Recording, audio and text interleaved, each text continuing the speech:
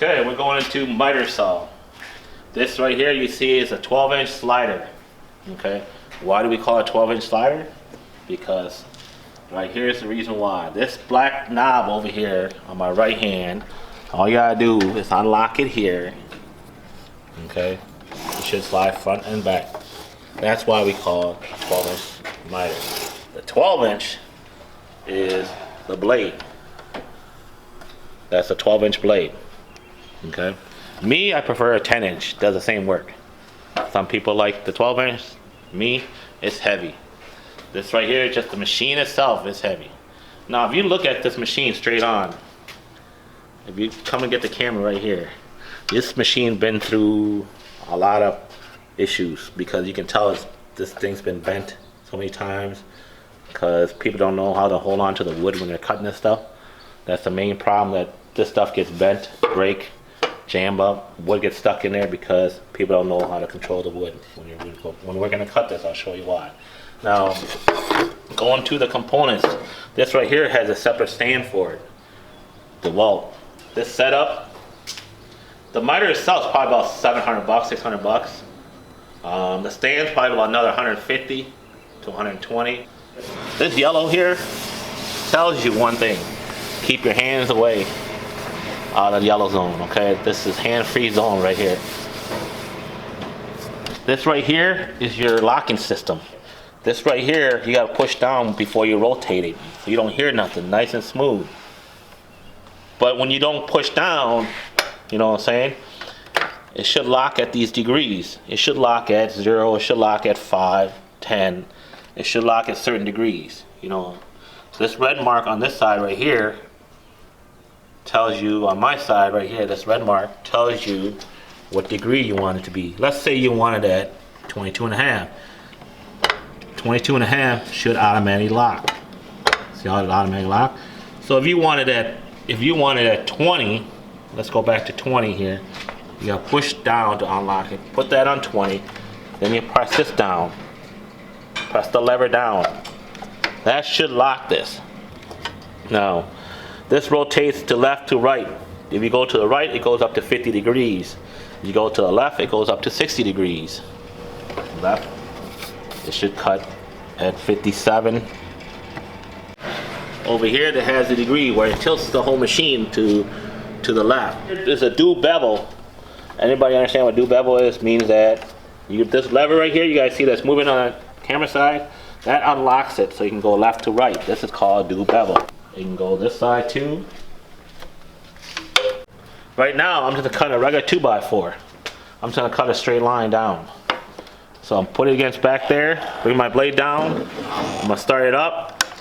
Oh, maybe it'll help if I plug it in. Now we got a 2x4 on here. This is a 2x4, 3.5 wide, 3.5 wide, 1.5 thick. Okay, 2x4. Put it on the mark. Let's say my mark is right there. Start up.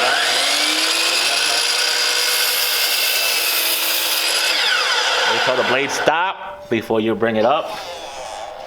And make sure that the saw is at full RPM before you bring it down. Now keep in mind that this here has a little bevel, but this got a smooth cut. You see that? That's a miter cut. We can tell when a circular saw cuts, and we can tell when the miter cut is. Some people, because this has got a nice cleaner edge cut, and this to here looks like it's off a little bit, but that might be my. It might be the operator. Yeah, it could be the operator.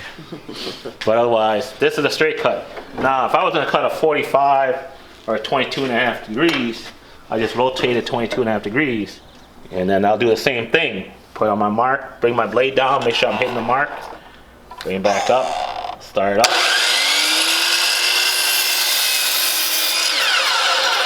The blade stops before you bring it up. This right here is the 22.5 degree bevel cut. Nice clean cut. Pretty fancy, huh? Now Miss H gonna go over there and show you guys how to cut a. If you guys don't know what this material is, it's 1.5 inches, 7.25 wide. That means it's telling you it's a 2x8. This is where the slider comes involved. If I cut a straight line without using the slider, let's see what happens. Let's just try it. Let's for kicks. Okay, I'm gonna cut it.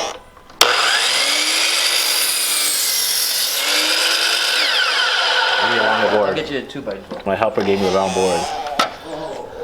So now we just cut a 2x8, one straight cut. If it's a lot wider board, we will have to use a slider. I don't get paid enough to do this. Okay, now we're dealing with a 2x12. We gotta go back here, unlock this. This is right here, unlock it right here, so it slides back and forth. Right here. Okay? It should slide back and forth. Look at that, I got a line drawn here. Material we use 1.5 inches, 11.25 wide, 2x12.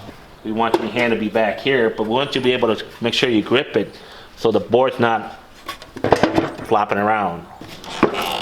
Same thing. Make sure nothing's in the way. You always want to start from the front down and push back. Do not force it, let the blade do the work. Let's see if this thing's out of the way.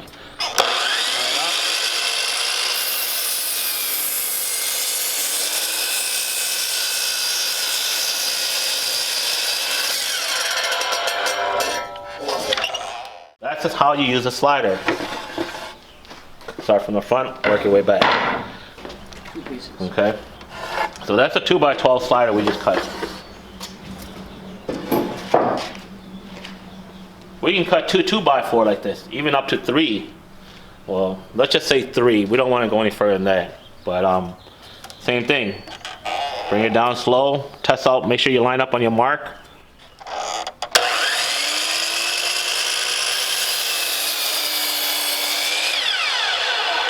Let the blade stop before you do it.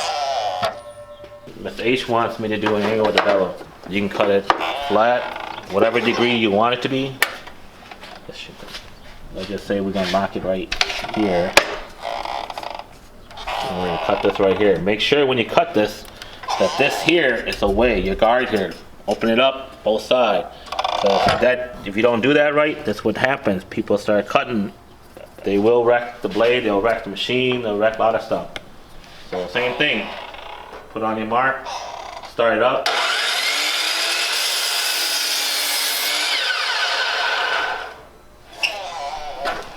That's what it does, the same work as the way I was cutting earlier with the standing up like this. This is nice. I mean, don't get me wrong, it's nice. Nicer, cleaner cut, straight cut. Pick out your angle, pick out your degrees. Bring it down to the mark. Okay? Put on your mark, make sure you hold the board tight so you don't cut. And keep your hands away from the blade. Now, you see I'm right-handed, but I'm holding the hand left-handed. You gotta be able to see what you're cutting, and you don't want to go near the blade. If I was this side here, and I want to cut this way, you know what I'm saying? I gotta like, somehow be able to see my blade and my mark. So I'm comfortable this way. Find your comfort zone, that's the main thing. Press the trigger.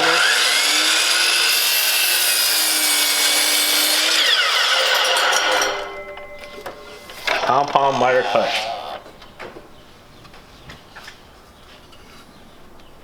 I'm gonna rotate so you guys can see how cool that looks. Think about the size of the tools that you want to buy. Do you want to haul this saw to different job sites? Pick out a tool that you can handle that will still do its job, but it's light enough for you to operate. Like I said earlier, I like the 10-inch slider. I can do as much to the 12-inch as with the 10-inch. It's a lot lighter, easy to move in and out. Imagine having to load this up in your truck every day after work. It's a good tool, even for homeowner use, people who can't cut straight. Miter, 12-inch slider, that's what you're looking at here. That's what we use mostly in the shop.